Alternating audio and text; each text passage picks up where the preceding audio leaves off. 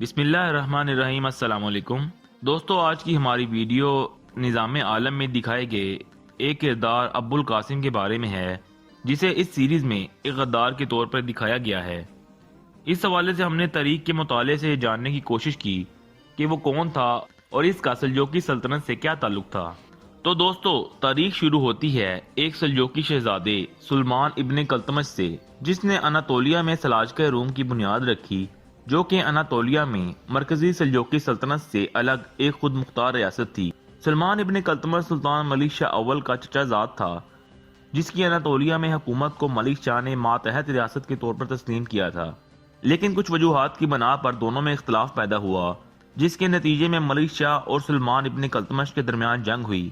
جس میں ملک شاہ کے بھائی توشش کی کمان میں سلمان ابن قلتمش کی افواج کو شکست ہوئی اور وہ گرفتار کرنے کے بعد قتل کر دیا گیا، اور اس کے دو بیٹوں خلیج ارسلان اور کولان ارسلان کو گرفتار کر کے سلطان ملک شاہ کے پاس اصفہان بھیج دیا گیا، جہاں وہ نظر بند کیے گئے۔ دوستو، جنگ سے پہلے سلمان ابن قلتمش نے اپنے ایک رشتہ دار کو اناطولیہ کی سلجوقی ریاست میں اپنا نائب مقرر کیا تھا جب وہ ملک شاہ کے خلاف جنگ کے لیے روانہ ہوئے، اور سلمان ابن قلتمش کا یہی رشتہ دار ابو القاسم تھا، جس نے سلمان شاہ کی جنگ میں موت کے بعد اناطولیہ پر سلطان کی حیثیت سے حکمرانی شروع کر دی۔ اس کے فوراً بعد ابو القاسم اور اس کے بھائی ابو الغازی نے بازنطینیوں پر حملے شروع کر دیے اور کئی بازنطینی علاقوں پر قبضہ کیا۔ ابو القاسم کے ان حملوں کے جواب میں بازنطینی بادشاہ نے ایک بڑی فوج کے ساتھ ازنیق کا محاصرہ کر لیا، جو کہ اس وقت اناطولیہ میں سلجوقی سلطنت کا دارالخلافہ تھا، جس کے نتیجے میں ابو القاسم کو بازنطینیوں سے امن مذاکرات کرنے پڑے۔ ابھی ازنیق کا بازنطینی محاصرہ جاری تھا کہ سلمان ملک شاہ کا ایک جنرل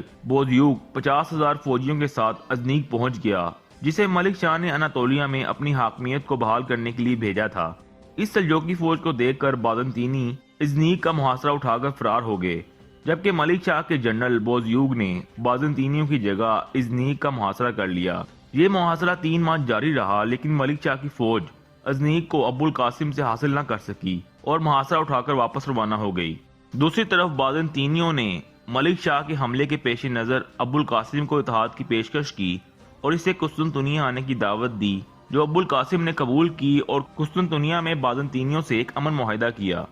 دوسری طرف ملک شاہ نے اپنے پہلے محاصرے کی ناکامی پر ایک دوسرے جنرل امیر بوزان کو ازنیق پر حملے کے لیے روانہ کیا، لیکن یہ محاصرہ بھی ناکام رہا اور امیر بوزان نے اپنی فوج کے ساتھ اناطولیہ میں ہی فوجی پڑاؤ ڈال لیا۔ ابو القاسم جانتا تھا کہ وہ عظیم سلجوقی سلطنت سے لڑنے کا متحمل نہیں ہو سکتا، اسی لیے اس نے ازنیق میں اپنے بھائی ابو الغازی کو نائب مقرر کر کے سلجوقی دارالحکومت اصفہان ملک شاہ کے پاس اپنی وفاداری کے اعلان کے لیے روانہ ہوا، لیکن ملک شاہ نے اس سے بات چیت سے انکار کر دیا اور حکم دیا کہ وہ اناطولیہ کے امور امیر بوزان کے حوالے کر چکے ہیں،